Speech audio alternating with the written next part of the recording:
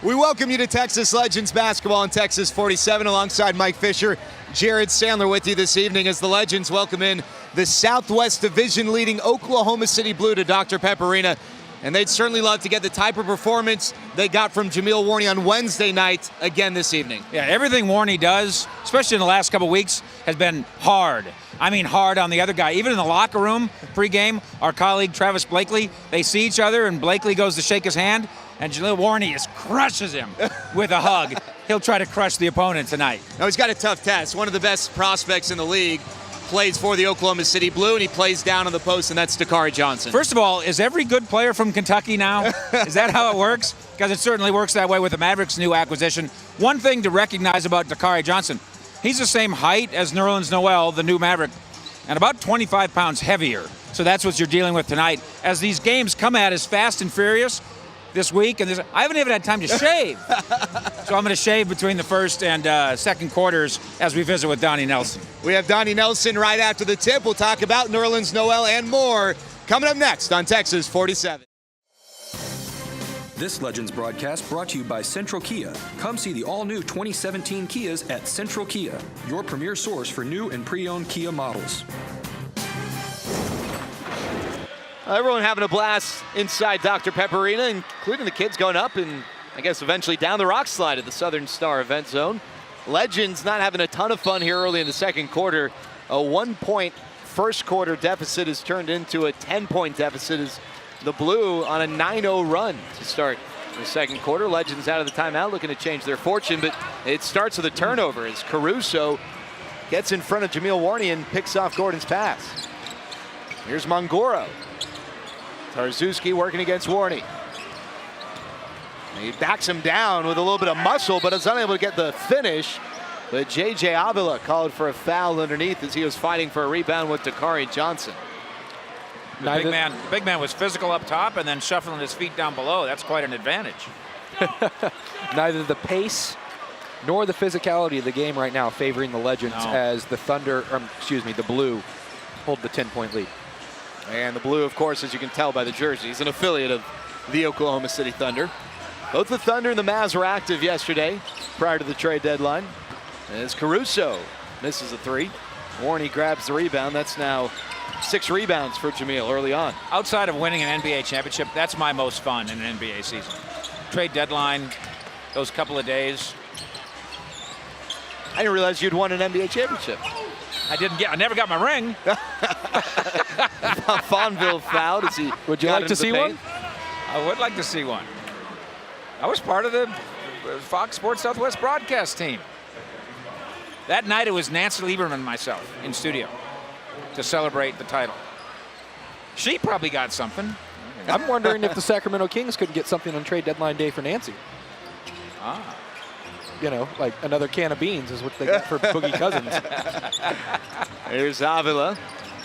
Gordon down low to Warney. He's working against Johnson. This was the matchup we talked about pregame, and Johnson whistled for a foul. That's his second personal.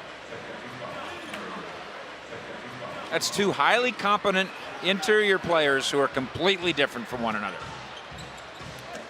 Yeah, the tall Johnson against the shorter, stockier, and more muscular Warney. It's not even the same sport those two guys play. Dawkins takes it to the hoop, but he's rejected by Wright. Here comes Henry. As he powers his way to the hoop, what do we have? We've got a offensive foul. Henry called for the offensive foul. As we take a look at it, Ben Gordon doing a great job in transition, getting in front of Henry, not necessarily establishing his feet, just establishing his position and drawing the offensive charge. It's the first personal against Henry. Avila inside of Warney, spins his way to freedom. Great and a two-handed dunk. Great quick move by Warney there in the mid-post, taking advantage of Dakari Johnson. Dakari frustrated. You could see that as the way he inbounded the pass. Here's Johnson the other way, leans and hits. That's 6 points, go along with 4 rebounds for Dakari Johnson. Daniel Hamilton and Jameel Warney lead all scorers with 10 each. Hamilton on the bench right now for Oklahoma City. Pass intended for Warney, deflected. Here's Mongoro, splits 2 defenders. Unable to get the lay-in though, and Avila from trailing the play, gets the rebound. He finds the open Fonville. Henry with the closeout. Gordon the lob. Underneath, Warney unable to finish, and Johnson just takes the rebound away from him. Johnson listed at 7 feet tall, Warney 6'7", so a decided height advantage down low for Johnson. And he's going to try to take advantage of it right here. But ball knocked away. What do we have? A foul. And it's going to go against Jameel Warney. So that'll be Warney's second personal. For those familiar with Johnson's game out of Kentucky, he showed marked improvement in 2 years' time. Last year, body not quite where it needed to be, motor not running as hot as it should. The coaching staff for the Blue raves about this guy's improvement. And, you know, Fish, you were talking earlier about Bryson Fonville getting a chance to be on the same team as Ben Gordon and guys with NBA experience like Pierre Jackson and Manny Harris. When Dakari Johnson was at Kentucky, he spent 2 years there. He didn't get a lot of minutes because he was behind Julius Randle and Karl Anthony Towns and Willie Cauley-Stein. If you just drafted Kentucky guys, how would your NBA team be? You can make a playoff team out of the Kentucky guys in the league right now. Here's Wells. Leading the break, right. One extra pass deflected, he gets it back. You might make two, Jared. Maybe as Hamilton, it's a corner three. And you know what? You can take UConn players and make a pretty good team as well.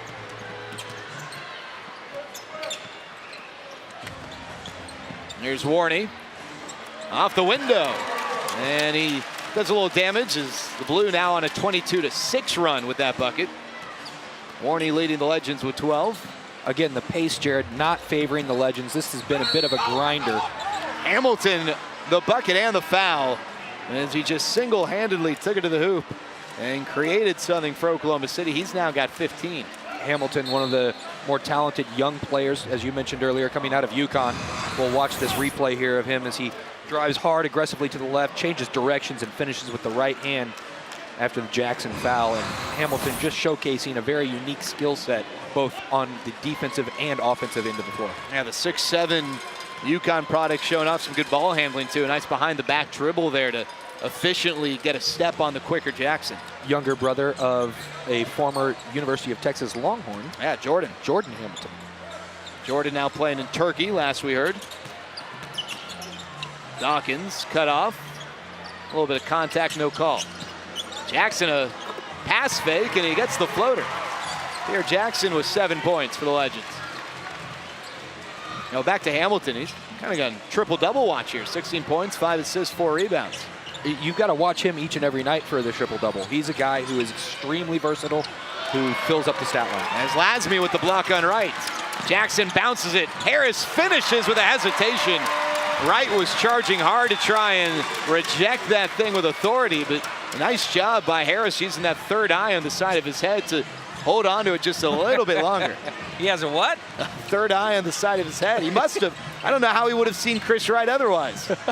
Deep three, Hamilton barely gets rim, and he deflects out of bounds. And we've got a whistle. Seemed like there was a bit of confusion. There was a timeout called early in the quarter. This would normally have been a break in the action, but the timeout early in the quarter will allow the play to continue. I think that's where the confusion existed. And not necessarily a bad thing for the Legends, as they've had a couple quality possessions, looking to find a rhythm now, maybe carve into this 12-point lead that the Blue currently have. Warney working against Tarczewski.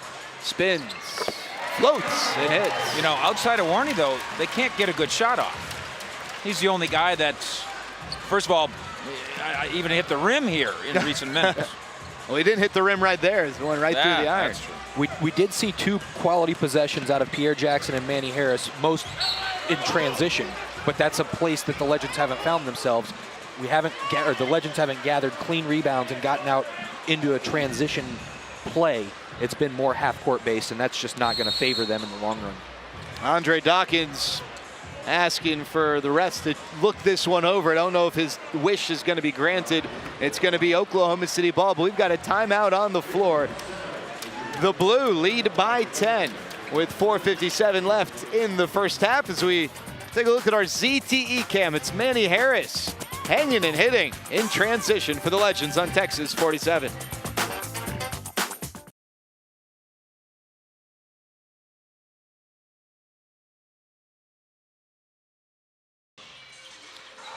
Morris the lob, AC the finish. He's going to take it to the hoop. Lays it up with the foul. Roten will drive, the lob, Hammonds the finish. Here's Dawkins, 3-ball. Welcome back, Andre Dawkins. We, the Legends, pick him up at half court.